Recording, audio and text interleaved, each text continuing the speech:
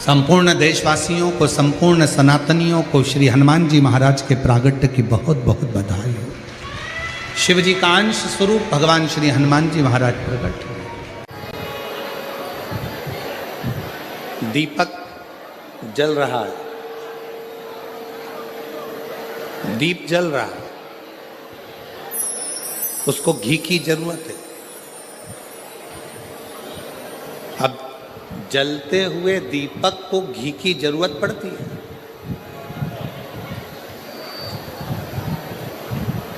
जलते हुए दीपक को घृत की जरूरत है। जलते हुए दीपक को घी की जरूरत पड़ रही है। और अगर वो दिया बुझ गया, वो दिया समाप्त हो गया, उसका प्रकाश चले गया, वो दीपक बुझ गया, फिर उसमें कितना भी घी डालो, कितना भी घृत उस दिए में डाला जाए, उसके लिए जरूरत पड़ेगी क्या? जम के बोलो जरा। अगर दीपक जल रहा है, दीप जल रहा है, दीपक प्रकाशित है, तो उसमें घी की जरूरत पड़ती है और घी उसमें डाला जाता है। दीप बुझने के बाद, दीपक का प्रकाश जाने के बाद आप उसमें कितना भी घी डालिए, कितना भी घृत डालिए, उसकी कोई मूलता नहीं, उसकी कोई महत्वता नहीं। उसी तरह जब संत, साधु, गुरुजन, तपस्वी जन, साधक जन, उपासक जन हमारे करीब में रहते हैं, तब हम उन्हें पहचान नहीं पाते, हम उन्हें जान नहीं पाते। और जब वो संत, वो गुरु, वो तपस्वी, वो साधक, वो सन्यासी हमारे बीच में से चले जाते हैं, तब हमारे को लगता है कि हम उनके करीब में होते तो अच्छा हो। शिव महापुराण के महत्तम में जिस देवराज ब्राह्मण की कथा का महत्व कहा गया है, वो देवराज नाम का ब्राह्मण, ब्राह्मण कुल में जन्म लेने के बाद भी ब्राह्मण कर्म से वंचित रहे।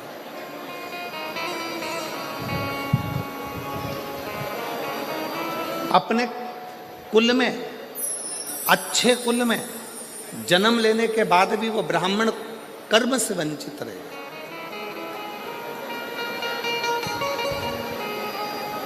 और एक बात हमने पहले भी कही, आज फिर कहते हैं रतनगढ़ की इस भूमि पर, आपका भाग्य आपके कर्म को नहीं बदल सकता। आपका भाग्य आपके कर्म को नहीं बदल सकता। पर एक बात निश्चित है, आपका किया गया कर्म आपके भाग्य को जरूर बदल सकता है।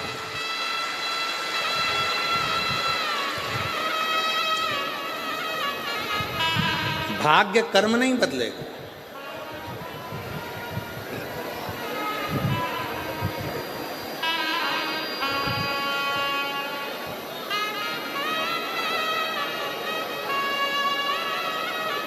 और आपका किया गया अच्छा कर्म आपके भाग्य को जरूर बदल देगा। इसलिए मत बुरे कर्म कर बंदे, वरना पछताएगा, भगवान की आंखों से तो बच नहीं पाएगा, तो बच नहीं पाएगा।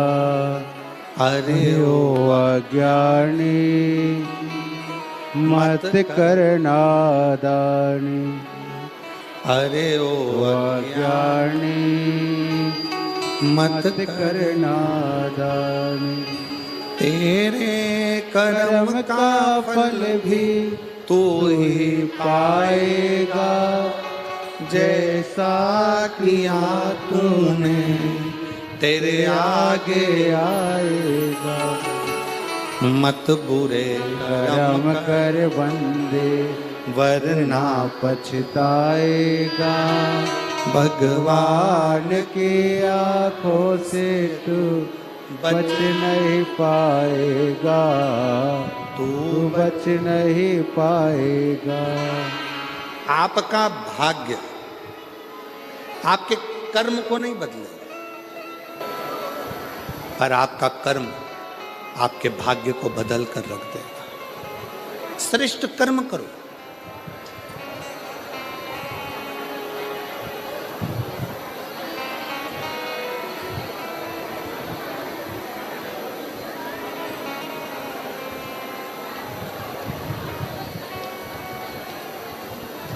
हम कहेंगे और हो सकता है कि लोगों को हमारी बात का बुरा लगे,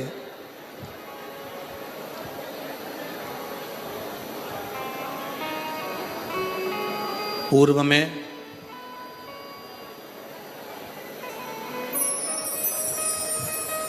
सबसे ज्यादा कठोर घात सनातन धर्म को तोड़ने के लिए 3 चीज पर किया गया था। पहले नंबर पर रोटी, दूसरे नंबर पर बेटी और तीसरे नंबर पर चोटी। सनातन को तोड़ने के लिए इन 3 पर कठोर घात पूर्व में किया गया। पूर्व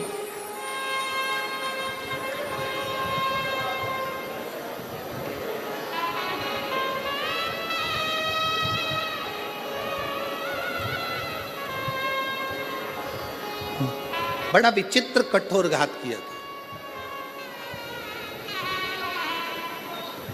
इसलिए सनातन धर्म की मजबूती के लिए बेटी, रोटी और चोटी, इन 3 को बचाने का प्रयास करो तो सनातन धर्म अपने आप मजबूत होते चले जाए।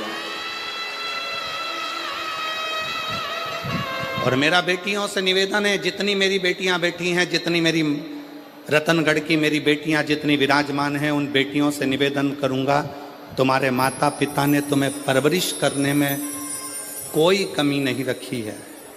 तुम्हारे माता पिता ने, और जितने आस्था चैनल पर सुन रहे हैं, जितने फेसबुक यूट्यूब पर कथा श्रवण कर रहे हैं, उनसे भी कहूँगा, मेरी बेटियों, तुम्हारे माता पिता ने तुम्हारी परवरिश करने में, तुम्हारी पढ़ाई कराने में, तुम्हें बड़ा करने में, तुम्हें वस्त्र पहनाने में कोई कमी नहीं रखी। अच्छे कॉलेज में भेजने में कोई कमी नहीं रखी। तुम्हें छोटे से गांव से उठाकर जयपुर तक, जोधपुर तक पढ़ने के लिए भेजा। पर मेरी बेटियों से निवेदन है, अपने माता पिता का सिर मत झुकने देना, उनके संस्कारों का स्मरण करते हैं। जब एक अच्छे कुल की बेटी किन्हीं विधर्मियों के पास जाती हैं, जब एक अच्छे कुल की बेटी किन्हीं विधर्मियों के पास पहुंच जाती हैं, जरा सा बॉडी शॉडी देखकर, जरा सा गाड़ी का डीजल पेट्रोल देखकर वो बहल जाती हैं, और आखिरी में उन बेटियों के टुकड़े जब फ्रिज में और अटैची में मिलते हैं तो दिल भी दहल जाता है कि ये बेटियों की दशा क्या है। थोड़ा समझिए। सनातन धर्म की मजबूती का क्रम है बेटी, रोटी और चोटी। रोटी से मतलब है अपना खान पान, अपना भोजन।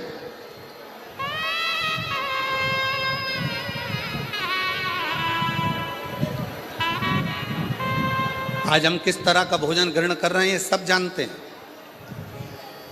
आज हम कैसा अन्न भाग ग्रहण कर रहे हैं सारी दुनिया जानती है।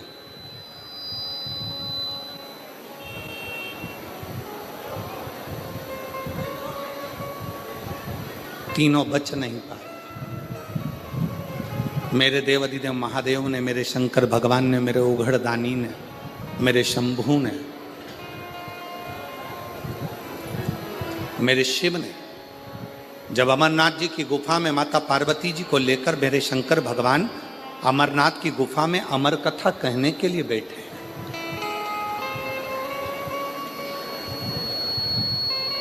और पार्वती जी के मन में 5 संशय उत्पन्न हुए। उन 5 संशय में से एक संशय माता पार्वती जी का था कि संसार में रहने वाला मानव जब घोर कलयुग आएगा, कलिकाल चलता जाएगा, कलयुग बढ़ता चले जाएगा, कलिकाल बढ़ता चले जाएगा, तो पाप कर्म में लिप्त होता चले जाएगा। पाप कर्म में वो लिप्त हो रहा।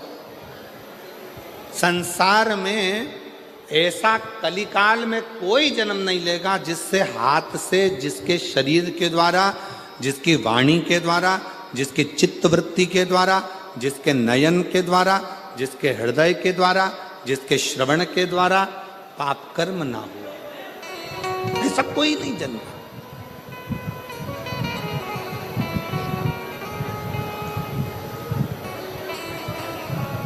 सब पाप में लिप्त मिलेंगे। पार्वती जी ने कहा भगवान शिव से, भगवान ओघड़दानी से, भगवान शंकर से, बाबा मेरे मन के 5 संशय हैं। इन 5 संशय में से पहला संशय है कली काल में जन्मे मनुष्य की व्यथा किस चीज से मिटेगी।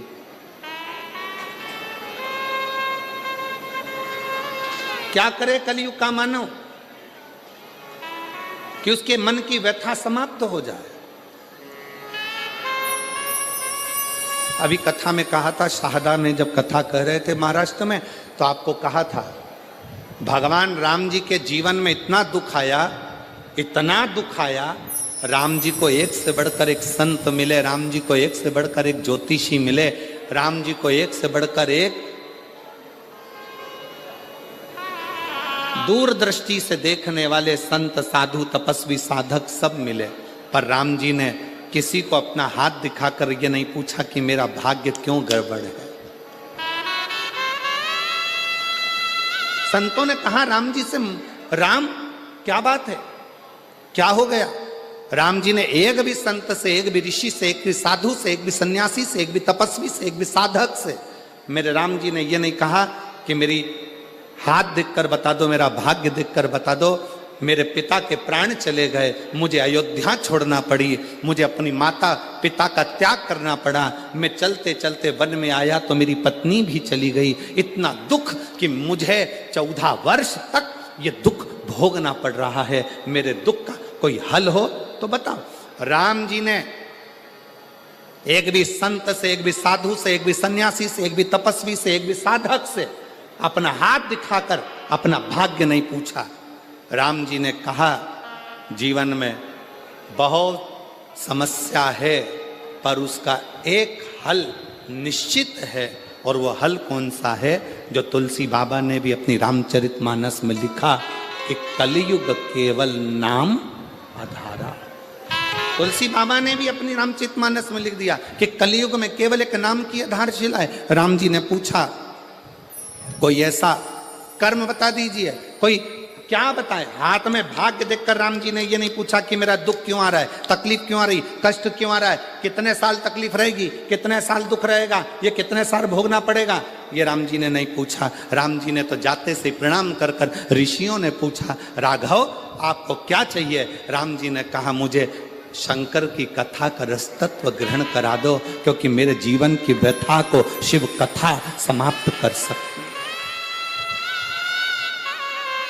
मेरे जीवन की व्यथा को केवल शिव कथा समाप्त कर सकती। और मेरी जीजियां, जितनी रतनगढ़ की मेरी बहनें बैठी हैं, जितने मेरे जीजा बैठे हैं, जितनी बेटियां बैठी हैं, जितने बेटा बैठे हैं, जितनी मेरी माताएं बैठी हैं, आपसे निवेदन करूंगा, कार्यकर्ता अपना काम करेंगे, चिल्लाएंगे भी, सीटी भी बजाएंगे, बोलेंगे भी, तुम्हारे पास में खड़े होकर बातचीत भी करेंगे।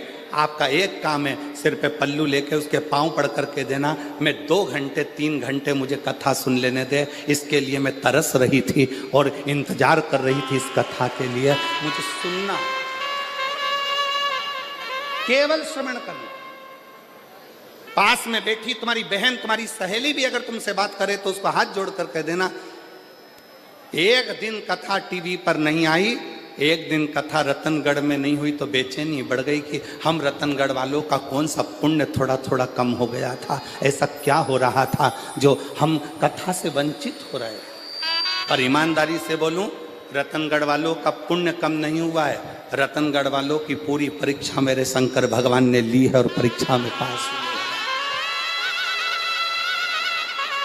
पुण्य कम नहीं हुआ, रतनगढ़ वालों का पुण्य 4 गुना बढ़ा, उनकी बेचैनी 4 गुना बढ़ी, उनकी परीक्षा 4 गुना बढ़ी। और वो एक लाइन कहते हैं ना, तुझसे मिलने के लिए तेरी कसम, एक मुलाकात जरूर।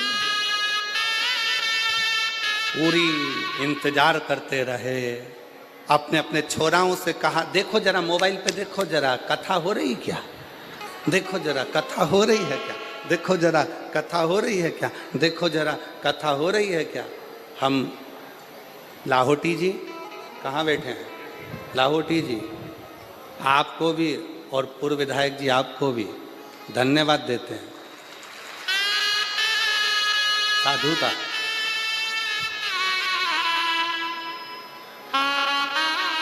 लाहौटी जी अगर कोई दूसरा जजमान होता ना तो हार गया होता।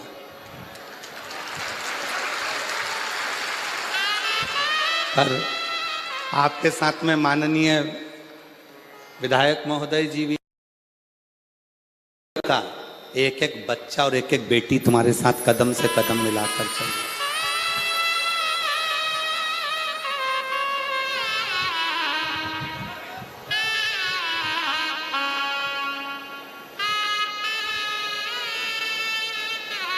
और मेरे भोले तेरा सहारा है, मेरे भोले तेरा सहारा है, मेरी नैया का तू किनारा है, मेरी नैया का तू किनारा है। मेरे बाबा तुझे पुकारा है, मेरे बाबा तुझे पुकारा है, मेरी नैया का तू किनारा है, मेरी नैया का तू किनारा। राम जी ने कहा कि मुझे शिव की कथा सुना दो तो मेरी व्यथा समाप्त हो जाएगी। बस यही कथा शिव पुराण की कथी है। आपको जो 5 दिन मिले हैं इस कथा को इतने प्रेम से सुनना कि तुम्हारे जीवन का सारा दुख, सारी व्यथा समाप्त हो जाए और शिव तुम्हारी झोली में खुशियां भर। बोल बम का नारा है। इतना धीरा बोलेगे तो कल्याण तुम्हारा। बोल बम का नारा है। श्री शिवाय। शिव तत्व को जान। एक पत्र है, देखिए, हम ज्यादा पढ़ नहीं पाए पत्रों को।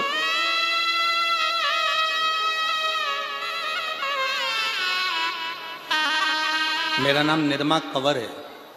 मेरे पति का नाम श्रवण सिंह है। जिला जालौन, तहसील सायला, गांव थलवाड़। गांव क्या लिखा है? थलवाड़ की रहने वाली हूँ। कहीं बैठी हो तो हाथ हिला सकती हूँ अगर कहीं बैठी हो। मेरा नाम निर्मा कंवर, मेरे पति का नाम श्रवण सिंह है। कहीं बैठी हो तो हाथ हिला सकती हैं और एक बेलपत्र लेने के लिए आ सकती हैं। अगर कहीं बैठी हो तो हाथ हिला सकती हैं। जिला जालौर से हैं, तहसील सायला से, गांव थलवाड़ा से। एक लोटे जल का मैं क्या वर्णन करूं गुरुदेव। मेरे पति के शरीर में लीवर पर सूजन बताई तथा बाद में कैंसर का भाग भी बता दिया। कैंसर का भाग भी बताया। शरीर के कंधे में पानी भरा गया। हमने जगह जगह जांचें कराई, चेकअप कराया। आप कहते हो कि शंकर का एक रूप डॉक्टर होते हैं। हमने शिव को डॉक्टर मानकर उनकी दवाइयां लेना प्रारंभ करी। ऐसा कोई हॉस्पिटल नहीं जहां हम ना पहुंचे। सब दूर इलाज करवाया पर आराम नहीं मिल पाया। डॉक्टरों के हिसाब से कैंसर भी प्रबल, लीवर भी पूरा डैमेज। करें क्या? तब हमारे एक रिश्तेदार ने हमसे कहा, टीवी पर कथा आती आस्था चैनल पर, वो महाराज 1 लोटा जल शंकर को चढ़ाने का बोलता है। तुम भी शिव जी के मंदिर में जाना प्रारंभ करो, एक लोटा जल शिव जी को चढ़ाना प्रारंभ करो, उस जल को लाकर पति को पिलाना प्रारंभ करो, एक बेलपत्र खिलाना प्रारंभ करो। हम बाबा का क्या गुणगान करें। पशुपतिनाथ का व्रत करना प्रारंभ करा और शिवलिंग पर जल चढ़ाकर पति को देना प्रारंभ करा। डॉक्टरों ने तो हाथ ऊंचे कर दिए थे। आज बाबा की कृपा से जब हमने 1 महीने तक जल पिलाया, बेलपत्र खिलाई, शिव जी के मंदिर में झाड़ू लगाई, पोछा लगाया, उसके बाद पुनः दूसरी जांच कराई तो सारी की सारी रिपोर्ट नॉर्मल आ गई और मेरा पति पूर्ण तरह से स्वस्थ हो गया। अगर कहीं बैठे हो, मेरा नाम निर्मा कंवर है, मेरे पति का नाम श्रवण सिंह है। अगर कहीं बैठे हो तो एक बेलपत्र लेने के लिए आ सकते हैं। जिला जालोर, तहसील साइला, गांव खलवाड़ा की रहने वाली। एक लाइन लिखी है एलईडी पर, आप लोग एलईडी पर चल रही है, एलईडी पर पढ़ सकते हैं और आस्था चैनल पर भी पढ़ सकते हैं। अगर हम पूर्ण विश्वास के साथ बाबा को बुलाते हैं तो बाबा आता जरूर है और दुख मिटाता जरूर। एक विश्वास, एक भरोसा।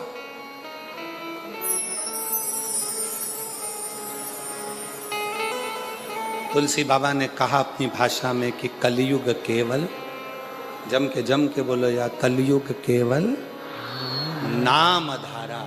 कलिकाल में नाम की महत्वता को बढ़ाओ, जपो, भजो, किसी आडंबर में ना पड़ते हुए, किसी दिखावे में ना पड़ते हुए।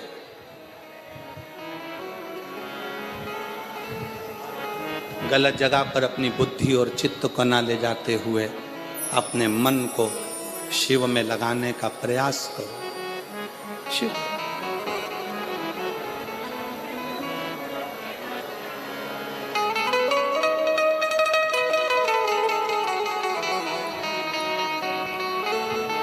उसको भजो। आप कथा सुनने के लिए बैठे हो, लाखों की संख्या में आप लोग आए हो, कथा श्रवण करने के लिए बैठे हो। आस्था चैनल पर भी कथा श्रवण कर रहे हो, मोबाइल पर भी कथा सुन रहे हो, पंडाल में बैठकर भी कथा सुन रहे हो। जब अपने घर से आप कथा के पंडाल के लिए चलना, तब ये विचार कर कर चलना कि बाबा मेरे दुख को तुझे काटना है, मैं तेरे आश्रित होकर, तेरी शरणागति लेकर, तेरा भजन करने के लिए, तुझे पुकारने के लिए आ रही हूँ। मेरी सामर्थ्यता नहीं, क्योंकि मेरा दुख प्रबल, दुख प्रबल।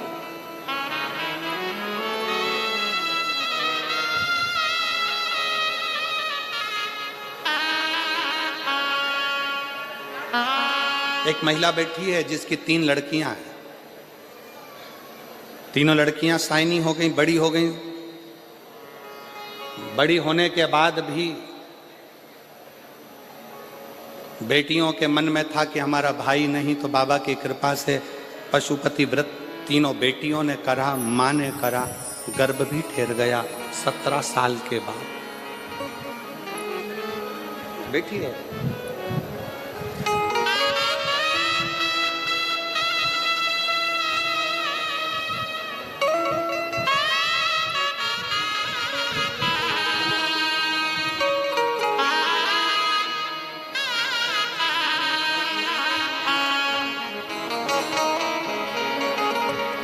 सबसे पहले मैं लाहौटी परिवार का धन्यवाद देना चाहती हूँ, जिन्होंने रतनगढ़ में शिव महापुराण की कथा को करवाकर हम सभी को शिव जी से मिलन करवाया। मेरा नाम, पति का नाम तपेश्वर स्वामी है।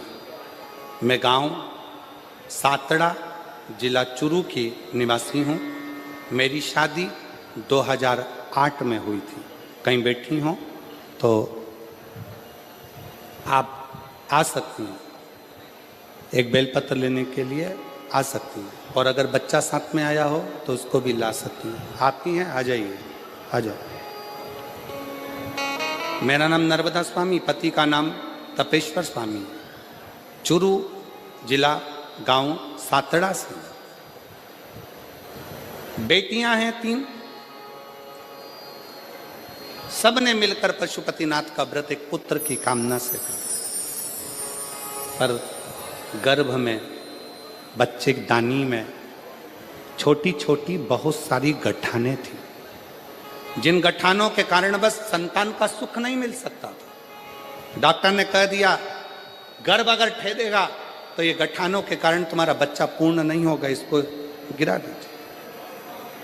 अब इतने साल के बाद बच्चा ठहरा है, फिर कैसे गिरा दे? गठान भी गर्भाशय में ढेर सारी। डॉक्टर ने कहा पहले इसका ऑपरेशन कराओ, फिर बच्चे को जन्म। तब आपकी कथा चैनल पर घुमाते घुमाते श्रवण करना प्रारंभ करी, और कथा सुनते सुनते बाबा से विनय करा, निवेदन करा कि गर्भ में जितनी गठाने हैं गर्भाशय में वो सब गल जाए। बाबा की कृपा से जल चढ़ाना, शिव जी के मंदिर जाना, श्री शिवाय नमस्तुभ्यम जपना, पंचाक्षर मंत्र नमः शिवाय जपना, षडाक्षर मंत्र ओम नमः शिवाय का जाप करना निरंतर चालू रखा, और बाबा की कृपा से मेरा गर्भ ठहर गया, और गर्भ में जितनी गठानें थी वो सारी गल गईं, और बाबा की कृपा से 17 साल के बाद 30 अगस्त 2024 को मेरे घर में पुत्र रत्न की प्राप्ति हुई। मैं बाबा को यहाँ प्रणाम करूँ। एक विश्वास, एक भरोसा,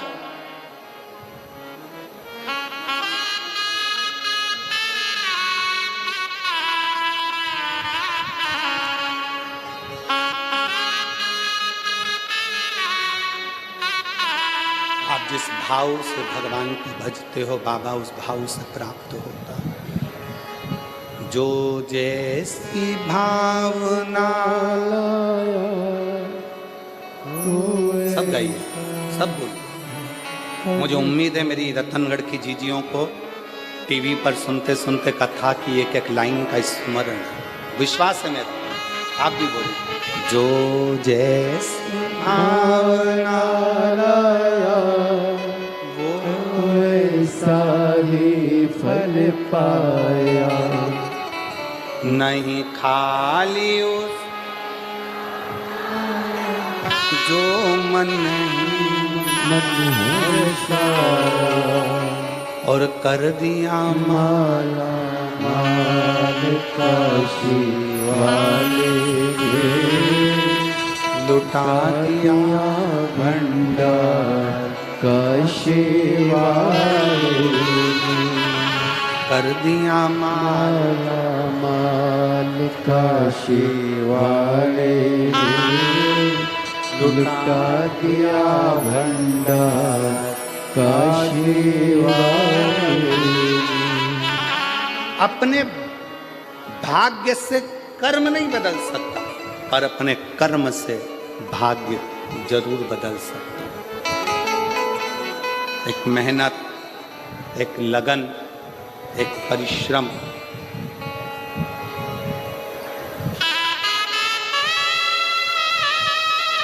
दो चीजों पर कभी भरोसा मत करो। दो चीजों पर कभी भरोसा मत करो। पहले नंबर का घर में लगा हुआ पानी के टंकी का नल, और दूसरे नंबर पर कल। क्या क्या? जब तक नल चालू है तब तक पानी भी पी लो, और जो आज चल रहा है इसमें अलमस्त होकर जी लो। कल का कोई भरोसा नहीं। क्या भरोसा, क्या भरोसा?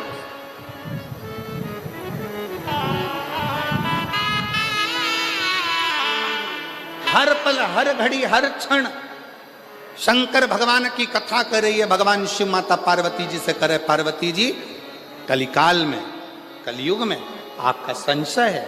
5 संशय में से पहला संशय तुम्हारा कि इस कलिकाल से हमें, इस कलयुग में हमारे संशयों की, हमारी समस्याओं की मुक्ति कैसे हो? तो कहा केवल कथा हमारे संशय को समाप्त कर देती है।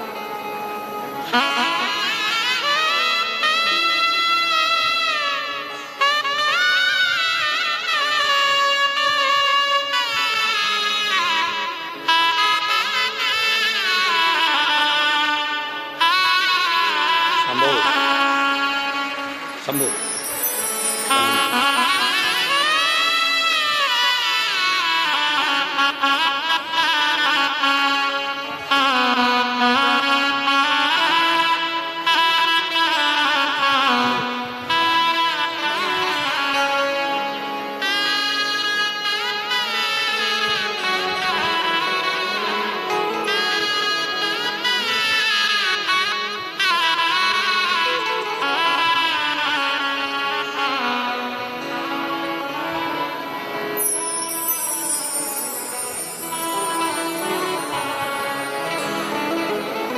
डॉक्टर ने कह दिया था कि गर्भ में गठाने ज़्यादा हैं, बच्चे को गिरा दो, पर शिव का चढ़ाया गया एक लोटा जल सारी समस्या का हल। शंकर की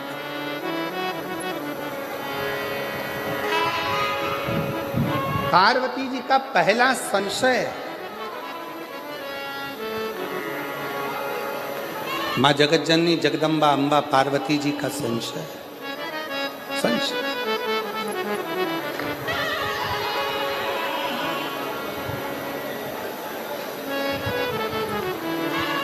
और मेरा संशय यह है कि कली काल में जन्म लेने वाले मनुष्य की जिंदगी में बहुत संघर्ष हो, बहुत संघर्ष।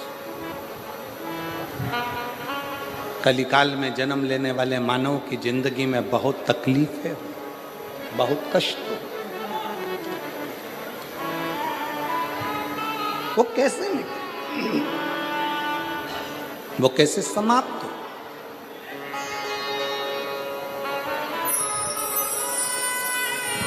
उसका एक तरीका मेरे शंकर भगवान ने कह दिया, सुनो पार्वती,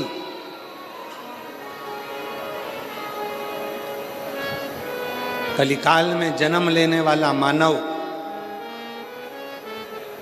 जब पूर्ण समर्पण के साथ मुझे भजेगा, पूर्ण समर्पण के साथ,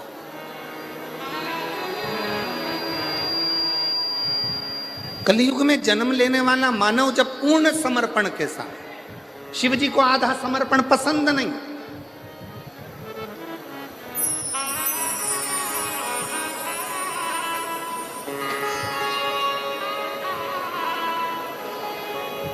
किसी भी देवता को आधा चावल का दाना चढ़ेगा स्वीकार कर लेंगे, आधी वस्तु चढ़ेगी स्वीकार कर लेंगे, पर केवल एक देव अधिदेव महादेव ऐसे हैं जिन्हें बहुत सारा नहीं चाहिए। चावल का अगर एक दाना भी तुम चढ़ा रहे हो तो वो पूर्ण चाहिए, पूर्ण, उसमें अधूरा नहीं चाहिए। इसलिए पशुपतिनाथ का जो व्रत होता है, अगर माताएं पशुपतिनाथ का व्रत करती हैं तो पशुपतिनाथ के व्रत का एक नियम बड़ा प्रबल है कि आपने पशुपतिनाथ के व्रत के लिए जो प्रसाद बनाया है, खीर बनाई या सीरा बनाया, हलवा बनाया, या आपने मीठा भात बनाया, या आपने चूरमा बनाया, या आपने लड्डू बनाया, या जो भी सामग्री आपने प्रसाद में बनाई है, वो प्रसाद में जितनी सामग्री कढ़ैया में बनाई है वो कढ़ाई की पूरी सामग्री मंदिर जाती है। उसमें से ऐसा नहीं कि मैं आधी सामग्री मंदिर ले जाऊं, उसके 3 हिस्से कर दूंगी, भगवान को भोग लगा दूंगी और आधी सामग्री बच्चों के लिए छोड़कर चली जाऊं ना, भगवान उसको स्वीकार नहीं करते। शिव को पूर्ण चाहिए। आधा समर्पण मेरे शंकर को प्रियता नहीं है, पूर्ण समर्पण।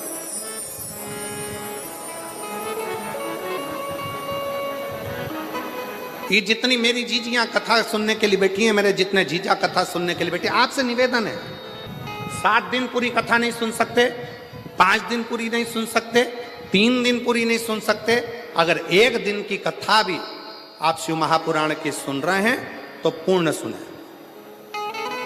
कथा व्यास के आने से पहले, कथावाचक के आने से पहले कथा के पंडाल में बैठें और कथा पूर्ण विराम होने के बाद जब आरती हो, कर्पूर गौरम हो, तब बाबा को प्रणाम कर कर जमीन को, उस रज को नमन कर कर, जिस रज पर बैठकर आप इतने भाव से भगवान की कथा का रस तत्व ग्रहण कर रहे हैं, उस भूमि को नमन कर कर अपने हृदय से लगाकर शिव से प्रार्थना कर कर फिर अपने अपने गंतव्य की ओर जाएं।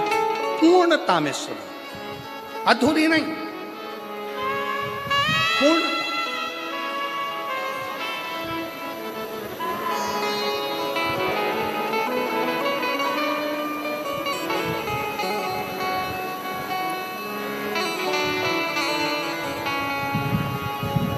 और जब हम पूर्णता में कथा का रस तत्व ग्रहण करेंगे तो शिव पूर्णता में देगा।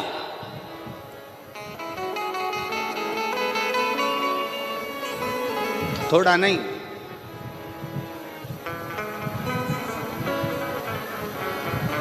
देवता देते हैं पल्ला झाड़ कर और महादेव देते हैं छप्पर फाड़ कर। थोड़ा नहीं देता।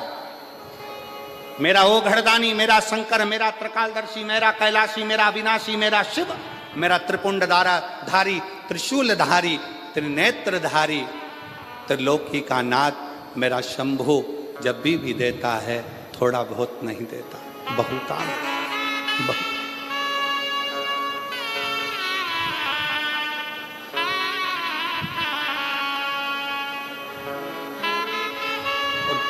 किस चीज से?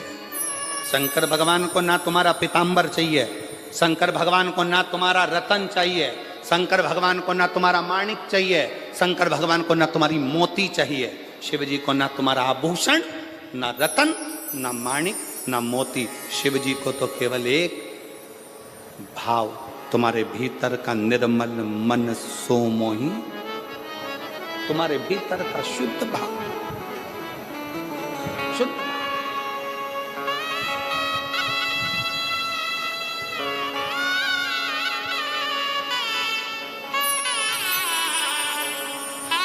इसी राजस्थान की मीरा माँ, मीराबाई,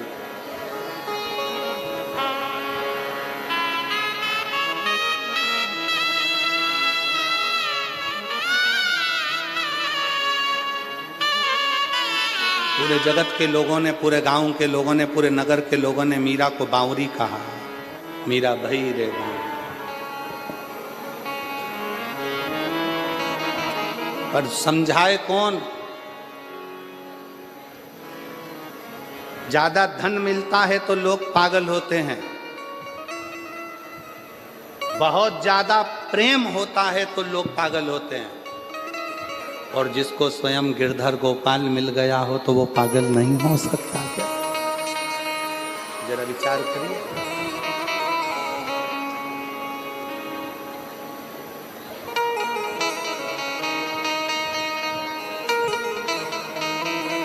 कितनी अलमस्ती। मीराबाई वृंदावन घूमने चली गई और वृंदावन में जाकर एक दरवाजे पर लिखा था, एक संत के द्वार पर। पहली बार मीराबाई ब्रज गई, वृंदावन गई, और ब्रज में मीराबाई ने प्रवेश करा और संत के दरवाजे पर लिखा था कि हमारे गुरु जी ने, हमारे संत ने आज तक किसी स्त्री का मुख नहीं देखा। पोस्टर लगा था, लिखा हुआ था, हमारे संत ने, हमारे गुरु ने, हमारे महाराज ने आज तक किसी स्त्री का मुख नहीं देखा।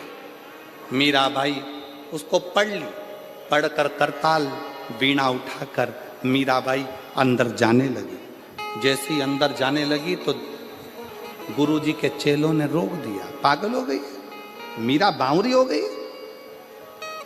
दरवाजे पर पढ़ा नहीं तूने? क्या लिखा है? मीराबाई ने कहा, दरवाजे पर मैंने पढ़ लिया, लिखा है हमारे संत ने, हमारे गुरु ने आज तक जन्म से लेके अभी तक किसी स्त्री का मुख नहीं देखा। तो फिर क्यों अंदर जा रही है?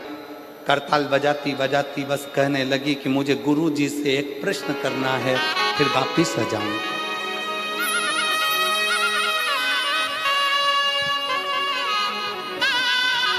केवल एक प्रश्न, मीरा कह रही है मुझे केवल एक प्रश्न करना है, मैं वापस लौट कर जाऊंगी। संत के दरवाजे पर पहुंचने पर गुरुजी के चेलों ने मीराबाई को पकड़ लिया, अंदर जाने नहीं दिया।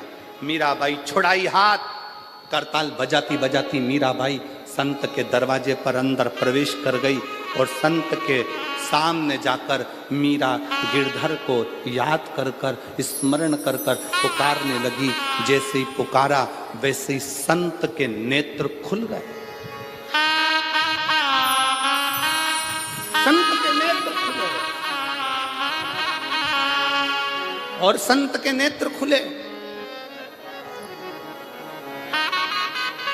नेत्र खोलते से संत ने मीराबाई को देखा, देखते से ही कहा, मीरा तूने दरवाजे पर पड़ा नहीं था? मैंने आज तक जन्म से लेकर अभी तक किसी स्त्री का मुंह नहीं देखा और तू मुझे अपना चेहरा दिखाने के लिए मेरे इस आश्रम में आ गई। क्यों? मीराबाई ने कहा, गुरुजी, महात्मा जी, बस एक प्रश्न का उत्तर लेने के लिए मैं तुम्हारे पास में आई हूं। कौन सा प्रश्न है जिसके चक्कर में तूने मेरी समाधि को तोड़ दिया? मीरा कहती है, मेरा प्रश्न केवल इतना है, क्या आप पुरुष हो?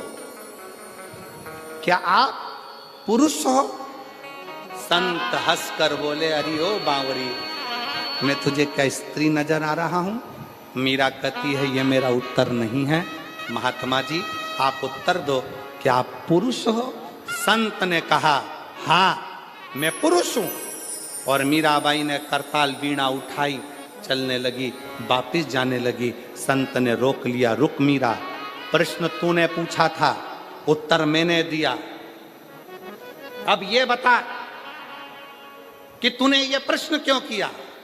मीराबाई कहती है, बाबा जी मैंने अपने गुरु जी के मुख से सुना था कि ब्रज रज में तो केवल एक पुरुष है, बाकी की सब स्त्रियां हैं, इसलिए आप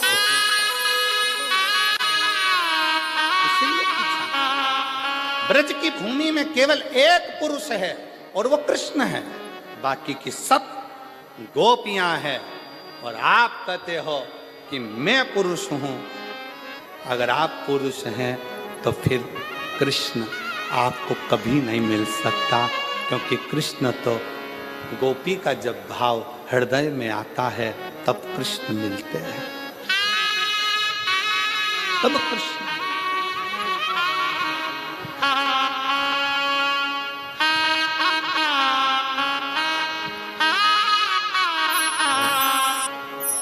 एक चरित्र भाव कहें,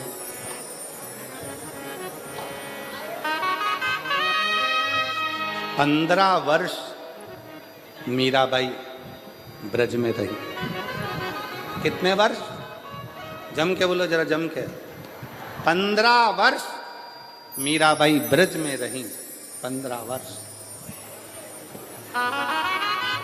पूरे ब्रज में घूम कर आना, पूरे ब्रज का दर्शन कर कर आना। और निधि वन के पास में मीराबाई की हवेली है। एक बार पूरा ब्रज घूम लेना और एक बार निधि वन के पास में दरवाजे पर लिखा है मीराबाई की हवेली। 15 साल मीराबाई उस हवेली में रहकर कृष्ण को पुकारती थी। मीरा की आंख से आंसू बहते थे और कृष्ण पास में बैठकर आंसुओं को पोंछते थे। वो भारत की भूमि पर केवल एक ही स्थान है, वो मीरा की हवेली है। और मेरा विश्वास कहता है रतनगढ़ के लोग वहां होकर आए होंगे, मेरा भरोसा कर। कौन कौन गए हो वहां? ब्रज में मीराबाई की हवेली में कभी पांव रख कर देखना। ब्रज में निधिवन के नजदीक में कभी मीराबाई की हवेली में जाकर देखना। मीराबाई की हवेली में जब आप जाओगे, सीढ़ी चढ़कर जब आप उसकी हवेली में, मीराबाई की हवेली में जब पहुंचोगे, आपको ऐसा लगेगा कि पास में से कोई गिरधर, कोई कृष्ण, कोई पुकारता हुआ आ रहा है और हमसे मिलकर जा रहा है। मिलकर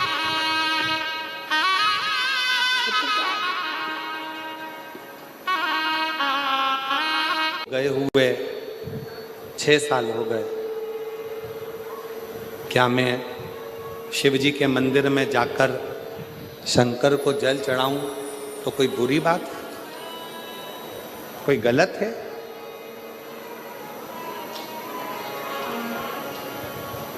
शिव महापुराण में अगर आप लोग कभी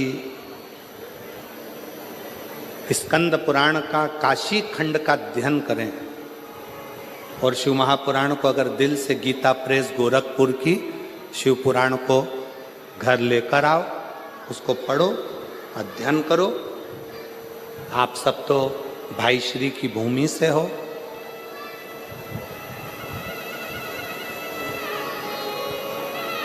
भाई श्री हनुमान प्रसाद जी पोद्दार जी की जन्मस्थली से।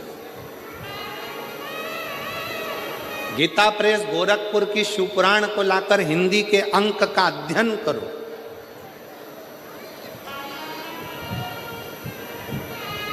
स्कंद पुराण का काशी खंड का अध्ययन करो, देवी भागवत का अध्ययन करो, लिंग पुराण का अध्ययन करो।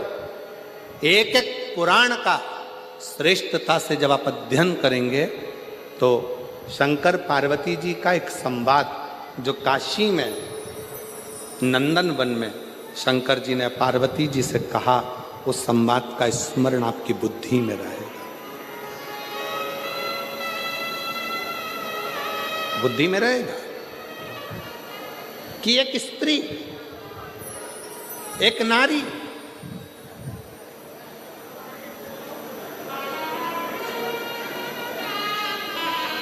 उसका पति अगर चले गया है और पुत्र यदि जीवित है तो वो नारी यज्ञ, तप, अनुष्ठान, दान, पुण्य, व्रत, भजन, कीर्तन, अर्चना, आराधना सब करेगी और उसका पुण्य पूरे परिवार को, कुटुंब को प्राप्त होता है।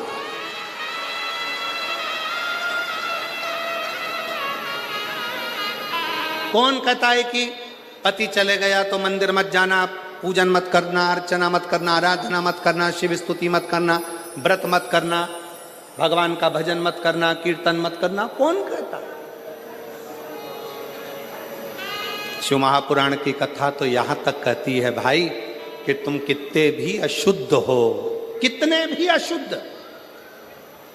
पापों से घिरे हुए हो, पाप कर्म से लिप्त हो, कितने भी अशुद्ध हो, फिर भी भगवान का नाम लेने में कोई पाप नहीं लगता। भगवान का नाम लिए जाओ, परमात्मा तुमको स्वीकार करे, स्वीकार करे। क्यों गुरुजी? हम क्या पशुपति व्रत कर सकते हैं? क्यों नहीं कर सकते? हम क्या सोमवार का व्रत कर सकते हैं? क्यों नहीं कर सकते? हम क्या शिव की आराधना कर सकते हैं? क्यों नहीं कर सकते? क्यों नहीं कर सकते?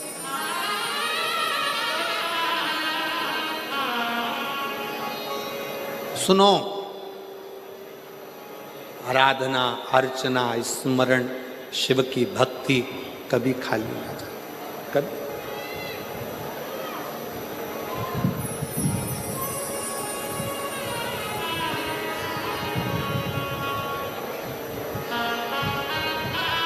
महाराज, हंसने वाले और डसने वाले ये दोनों बहुत मिलेंगे। आवाज नहीं आई है, जरा दमदारी से बोलो। हंसने वाले और डसने वाले ये बहुत मिलेंगे। आप शंकर जी के मंदिर में जाना चालू करोगे, शिव जी का भजन करना प्रारंभ करोगे, शिव भक्ति करना प्रारंभ करोगे, आप भजन कीर्तन में ज़्यादा डूबने लगोगे तो हंसने वाले बहुत मिलेंगे। हंसेंगे, ताना कसेंगे, अपशब्द बोलेंगे, गालियां देंगे, आड़ा टेढ़ा बोलेंगे। और जब ये हंसते हंसते तुम्हारे पर ताना कसते कसते थक जाएंगे और तुम शिव जी की कृपा से भोलेनाथ तुम्हारा हाथ पकड़कर तुम्हें उन्नति की सीढ़ी पर चढ़ा देंगे तो ये डसना प्रारंभ कर दो।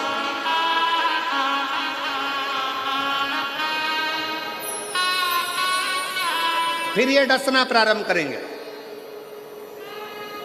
कैसे चोट पहुंचाई जाए, कैसे तकलीफ दी जाए, कैसे कष्ट दिया जाए, फिर ये धीरे धीरे डसना प्रारंभ। एक पत्र है, देखिए,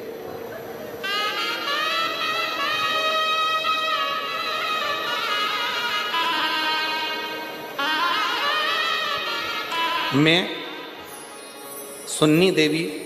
मुन्नी देवी प्रजापत, पति का नाम राजकुमार प्रजापत, मेरा मोबाइल नंबर ये है।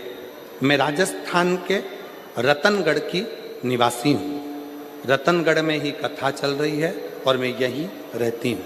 कहीं बैठी हो तो हाथ हिला सकती हूँ। अगर कहीं बैठी हो, मैं मुन्नी देवी प्रजापत, पति का नाम राजकुमार प्रजापत, मोबाइल नंबर ये है। कहीं बैठी हो तो हाथ हिला सकती हैं। आ रही हैं? आ जाइए, आ जाइए, आ जाइए। मैं यहीं राजस्थान के रतनगढ़ की निवासी हूँ। एक लोटे जल का मैं क्या गुणगान करूं गुरुदेव। पत्र को आप लोग एलईडी पर पढ़ सकते हैं, आस्था चैनल पर पढ़ सकते हैं। एक लोटे जल का मैं क्या गुणगान करूं गुरुदेव।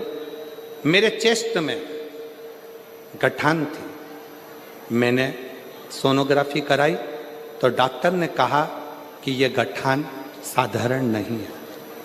और एक चेस्ट में गठान नहीं है, तुम्हारे दोनों चेस्ट में गठान है। और गठान भी छोटी मोटी नहीं है, ये बड़ी गठान है और बड़ी बीमारी के भी चांस लग रहा है। सुनकर थोड़ी घबराहट हो गई। बीमारी गंभीर है और बड़ी है।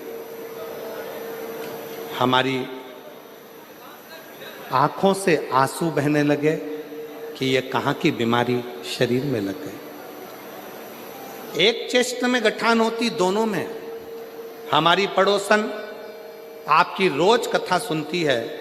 उस पड़ोसन ने हमसे कहा कि भाभी, टीवी पर वो सीहोर वाला महाराज कथा करता है, आप उसको सुना करो। डॉक्टर कुछ भी बोले ना, उसकी दवाई लो पर शंकर पर भरोसा करो। मैंने अपनी पड़ोसन के कहने पर शिव जी पर भरोसा कर कर कथा सुनना प्रारंभ करी। शंकर जी के मंदिर जाती तो लोग कहते कि ऐसी बीमारी लग रही है, क्या ठीक होगी, क्या शिव जी करेंगे।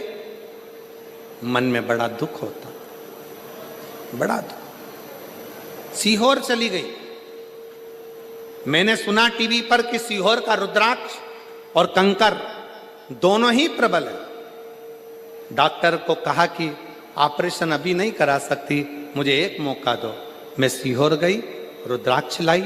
उस रुद्राक्ष को तांबे के गलस में गला देती, पानी शिव जी को चढ़ा देती, उसी को पी लेती और चेस्ट में लगा लेती। चेस्ट में लगाने के बाद बाबा के भरोसा कर कर फिर वापिस डॉक्टर से जांच कराने के लिए गई। आज मैं बाबा की कृपा से, डॉक्टर ने भी कह दिया तुम्हारी सारी रिपोर्ट नॉर्मल है और तुम।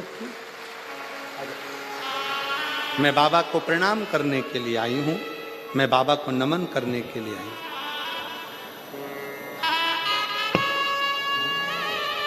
रिश्ता तेरा मेरा सबसे प्यारा, रिश्ता तेरा मेरा सबसे प्यारा।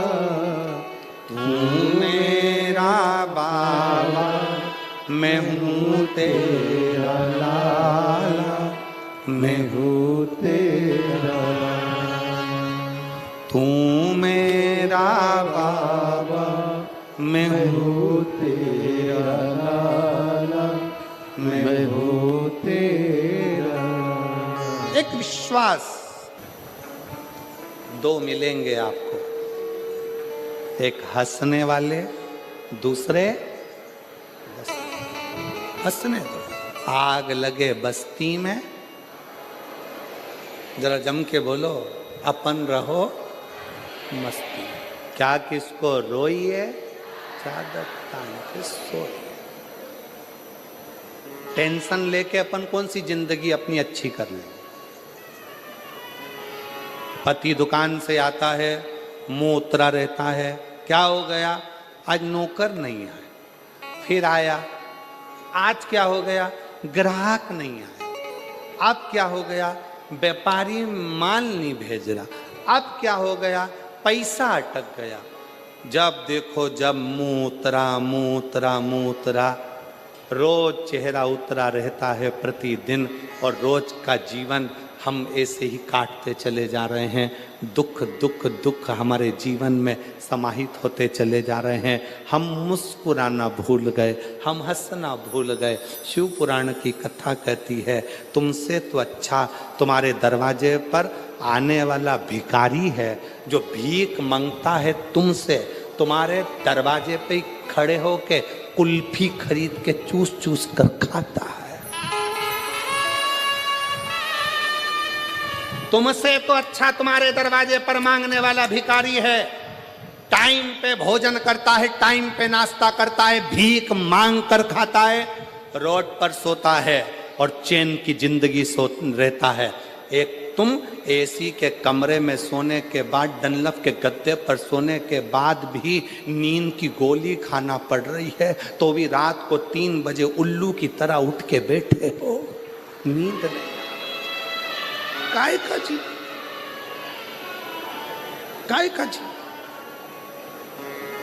तुम्हारे दरवाजे से भीख मांग कर लेकर गया, बाहर खड़े होकर आइसक्रीम खा रहा।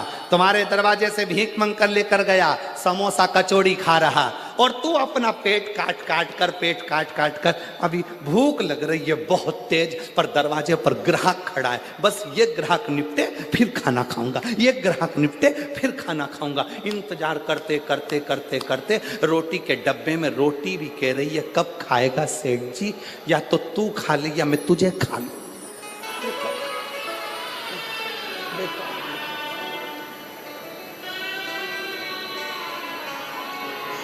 निकलता गया समय, निकलता गया। अभी आज कथा का 3रा दिवस हो जाएगा, 4 दिन कथा पूर्ण हो जाएगी। रतनगढ़ वाले कई लोग सोच में पड़े रहेंगे, बहुत गर्मी पड़ रही है, जाऊंगी। अरे भाई, अरे मिलती है शिव नाम की दौलत कभी होती है अपने रतनगढ़ में शिव पुराण कभी। ना जाने कौन से भाग्य खुले, क्या करुणा हुई, क्या कृपा हुई, जो शिव ने ये कथा रतनगढ़ की पवित्र भूमि पर दी है।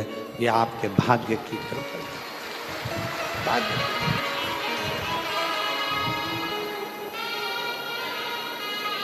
और फिर भी इंतजार में, गर्मी बहुत तेज। काया को पाके तुम कभी अभिमान ना करो, काया को पाके तुम कभी अभिमान ना करो। अरे माटी में मिल जाती है ये काया कभी। समाप्त। शरीर बेकार हो गया,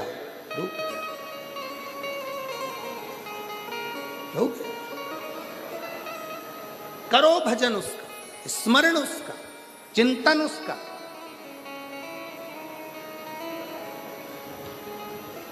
क्यों नहीं देगा?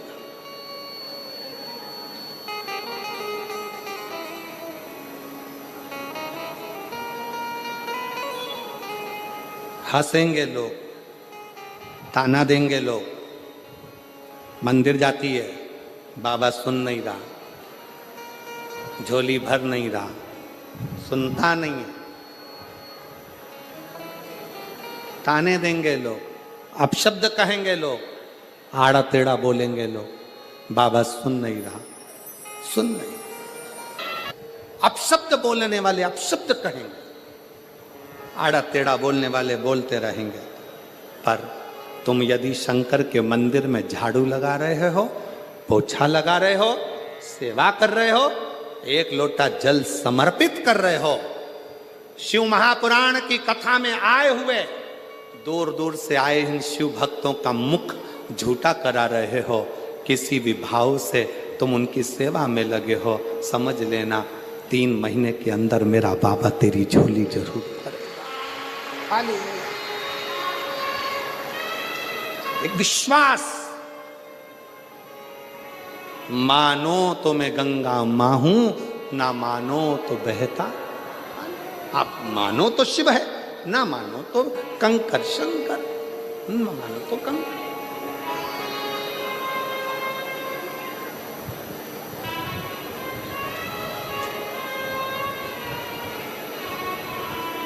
भरोसा रखकर आए हो शिव महापुराण की कथा को श्रवण करने के लिए कि मैं जा रही हूं, निश्चित है मेरा ये कार्य होगा, तो मानकर चलना। 3 महीने भी बहुत दूर की बात है, बाबा चाहेगा तो तुरंत कथा के चलते में ही कल्याण कर, बहुत दूर है। देवराज ब्राह्मण शिव को समझ नहीं पाया, शिव को जान नहीं पाया।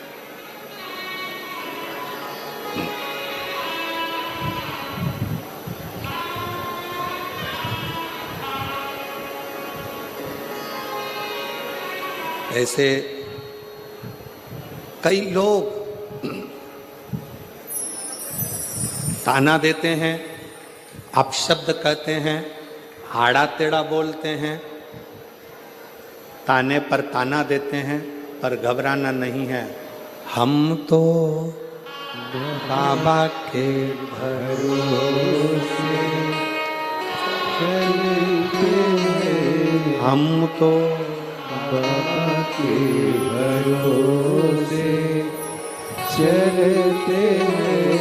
ये दुनिया वाले जलते हैं, ये दुनिया वाले जलते हैं, हम तो बाबा के भरोसे चलते हैं। शिव के प्रति आश्रित हो।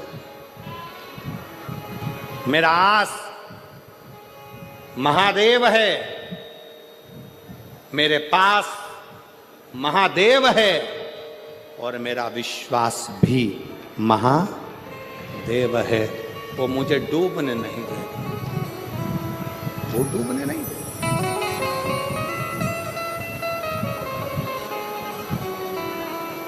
शिव जी ने पार्वती जी को समझाया कि समस्या समाधान केवल एक शिव चर्चा, शंकर की भक्ति। कोई तुमसे कहे कि शिव जी को जल मत चढ़ाओ, शंकर के मंदिर मत जाओ, भगवान का नाम मत लो, शिव तत्व का स्मरण मत करो, जो बुरी बात कहे उसका संग छोड़ दो और अच्छे संग की ओर बढ़ो, अच्छे संग।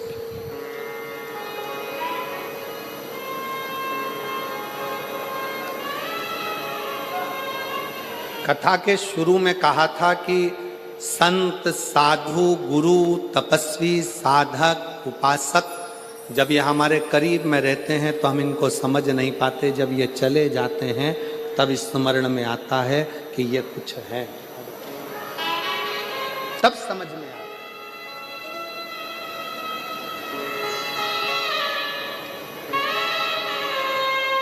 ऋचा शर्मा,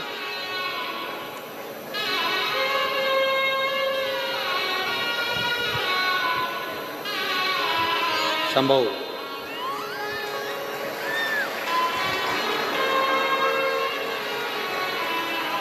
शंभो,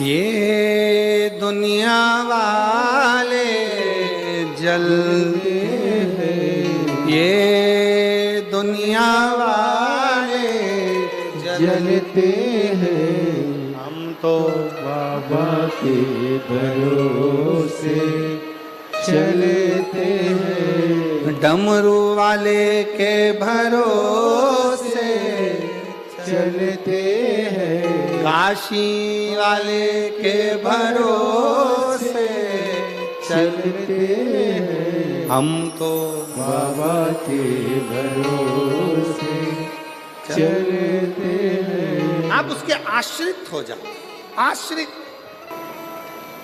देवराज नहीं जानता था शिव तत्व को, देवराज नहीं समझता था भगवान शंकर के उस स्वरूप को, नहीं समझता। देवराज नहीं जान पाता था भगवान शंकर के प्रतिबिंब को, शिव के स्वरूप।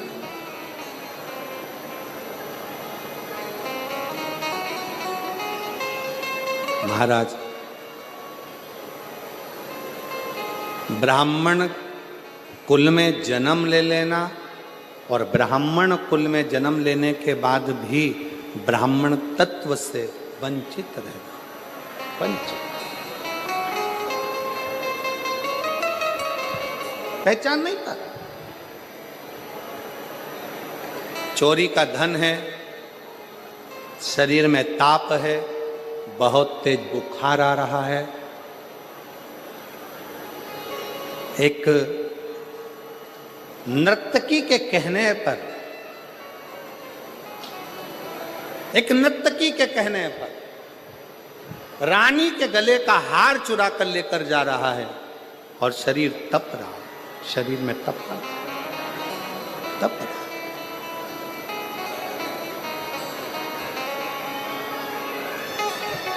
अब सोचा शरीर में इतना तेज बुखार आ रहा है, कहाँ जाऊं, कहाँ पहुंचूं, इतना तेज शरीर तप रहा है, कहाँ जाऊं।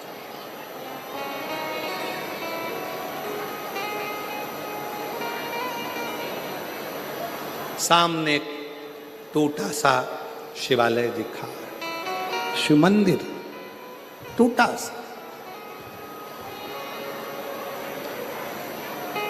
और टूटे से उस शिवालय में प्रवेश कर दिया, टूटे से उस शिवालय में प्रवेश कर दिया। उसको स्मरण नहीं था देवराज नाम के ब्राह्मण की माता रोज शिवालय में जाकर शंकर की आराधना करती है, रोज शिव मंदिर जाती है, रोज अर्चना करती है, रोज भजन पूजन करती है। और देवराज नाम के ब्राह्मण की माता के मरने के बाद ये देवराज ब्राह्मण कुल में जन्म लेने के बाद भी शिव को जान नहीं पाया, जिसके घर की माता के इतने संस्कार थे, उन संस्कारों से, उन संस्कारों में घिर नहीं पाया, उन संस्कारों से वंचित रहा, वंचित।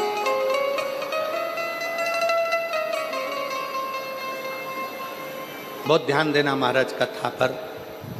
बहुत दूर दूर से आप लोग आए हैं तपती हुई गर्मी में, 100, 200, 500 रुपये खर्च कर कर, ऑटो का 25-50 रुपये लगाकर यहाँ तक पहुँचे हो। बहुत ध्यान से झोली भरकर इस कथा को रखना, झोली भरकर। बांटने वाले पानी भी बांटने आएंगे, बिस्कुट भी बांटने आएंगे, टॉफ़ी भी बांटने आएंगे, खाने का सामान भी बांटने आएंगे। वो लेने के चक्कर में इसको मत छोड़ देना।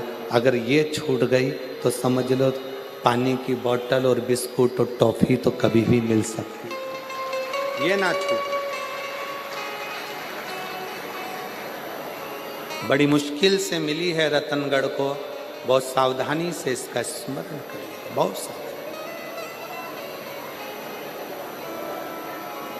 एक बात हम कहना चाहेंगे, हमने बचपन में सीखा है, आपने भी देखा होगा, आप भी माँ हो, बच्चे को माँ अपनी गोदी से जब नीचे उतारती है तो बच्चा ऐसे ही नहीं उतर जाता, पहले उसके हाथ में झुनझुना पकड़ा देती है, खिलौना पकड़ा देती है। बच्चा जब खेलने में लग जाता है तो माँ उसको धीरे से गोदी से उतार देती है। उसी तरह शिव पुराण भी है।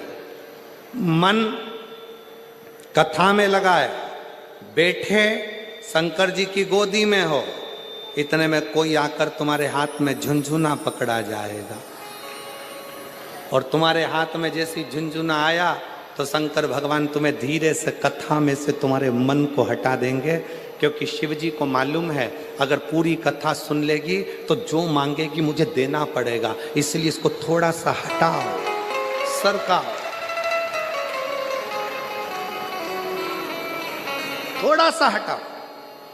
एक बहन बैठी है जिसके घर में 13 साल तक औलाद नहीं हुई, 13 साल तक। पत्र है उसका, देखो।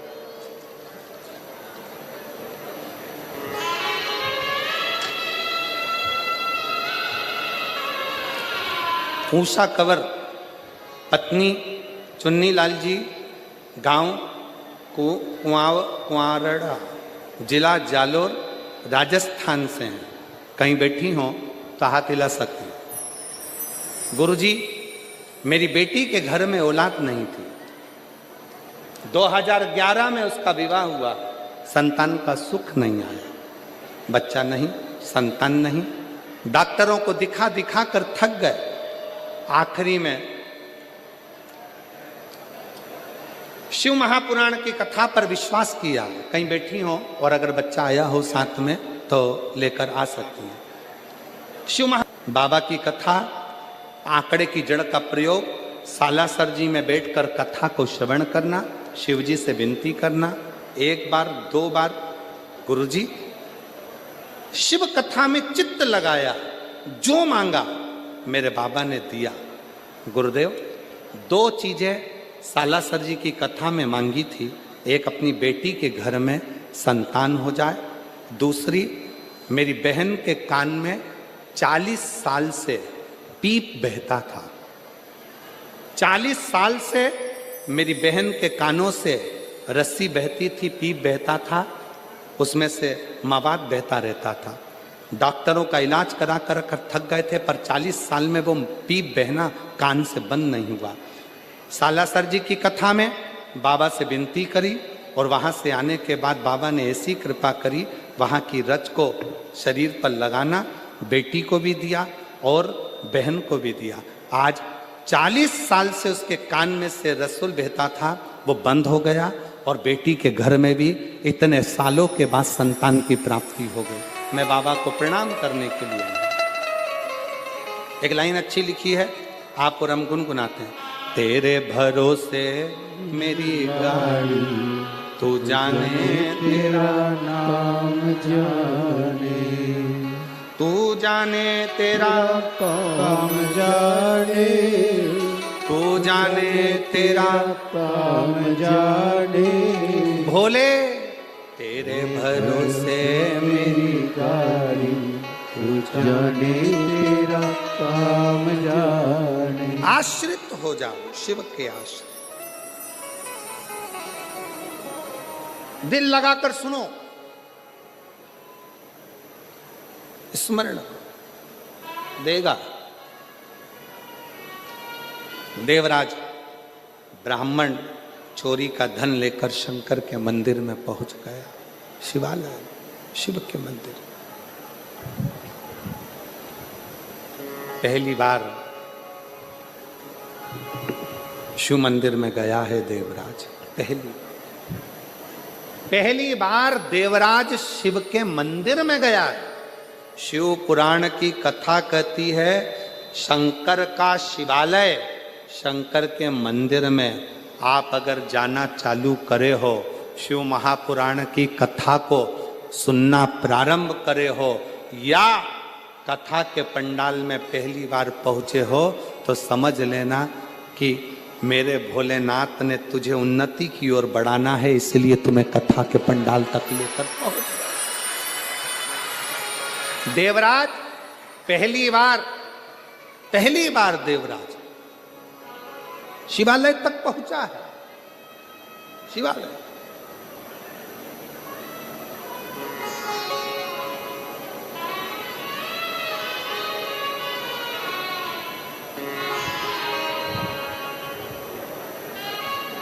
और बाबा से विनय कर बैठा। शिव को पहचानता नहीं है, शिव को जानता नहीं है, शंकर के मंदिर कभी नहीं गया, शंकर का स्मरण कभी नहीं करा, शंकर की भक्ति में कभी नहीं डूबा, शिव अर्चना में कभी नहीं डूबा, कभी नहीं।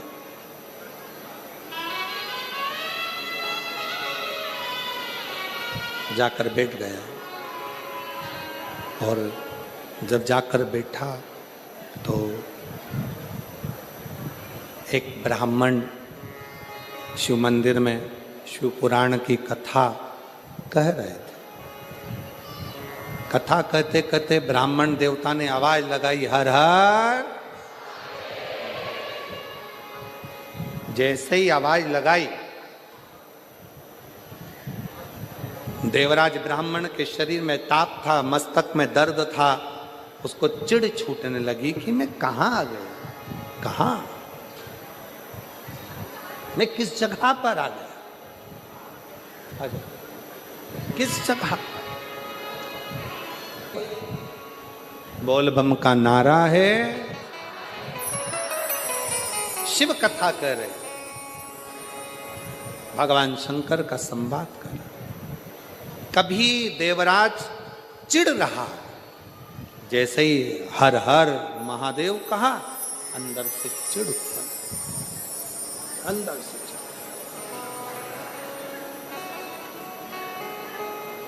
क्रोध आ रहा,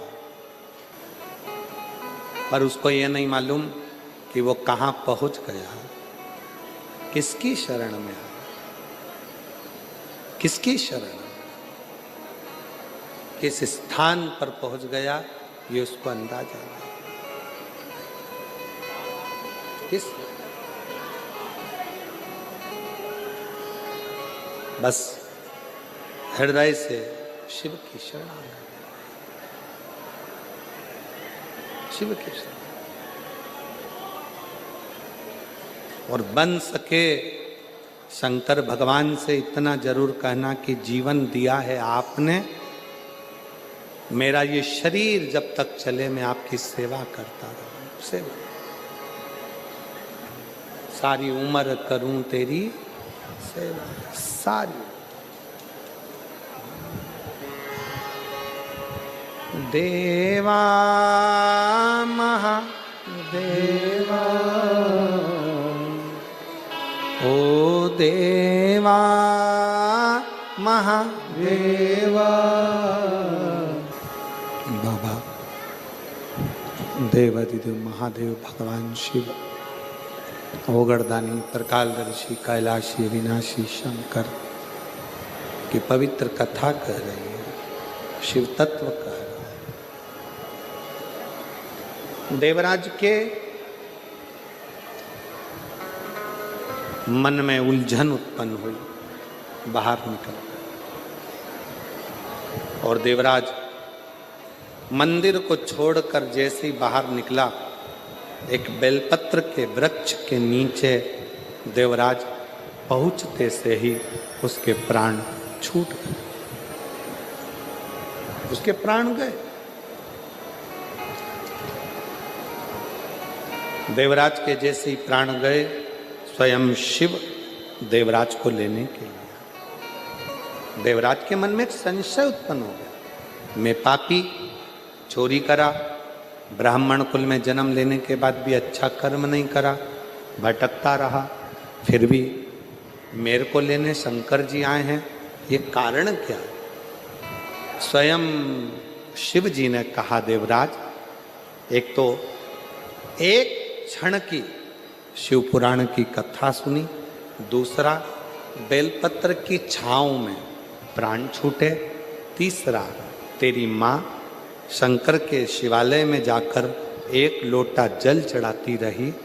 जो स्त्री, जो नारी शंकर के मंदिर में जाकर एक लोटा जल चढ़ाती है, वो अपने मायके और ससुराल के 71 पीढ़ी को पार उतार देती है। ये फल है। एक बिंदुक नाम का ब्राह्मण, जिसकी धर्म पत्नी का नाम चंचूला था, और ध्यान देना, डीडवाना में जो माता ने प्रश्न किया था कि वैधव्य नारी क्या शिव का स्मरण कर सकती है, तो ये शिव पुराण की कथा कर रही। चंचुला का पति पानी में डूब कर मरा था। 3 तरह से मरे हुए व्यक्ति को मोक्ष नहीं मिल पाता, पानी में डूबकर मरे हुए, स्त्री के हाथ से मरे हुए और सर्प के डसे से मरे हुए। फिर भी मुक्ति, फिर भी मोक्ष।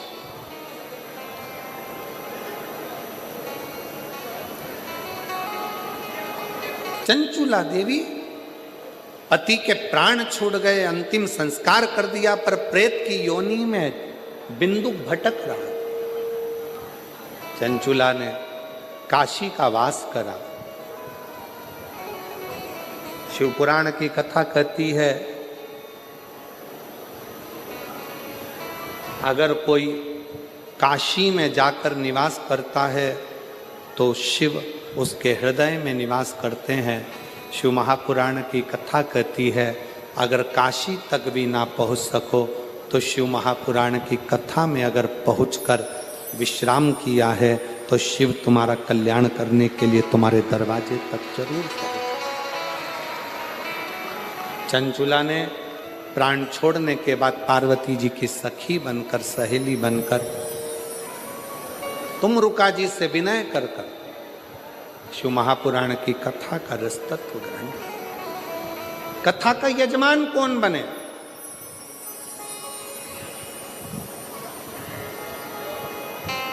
कौन बने?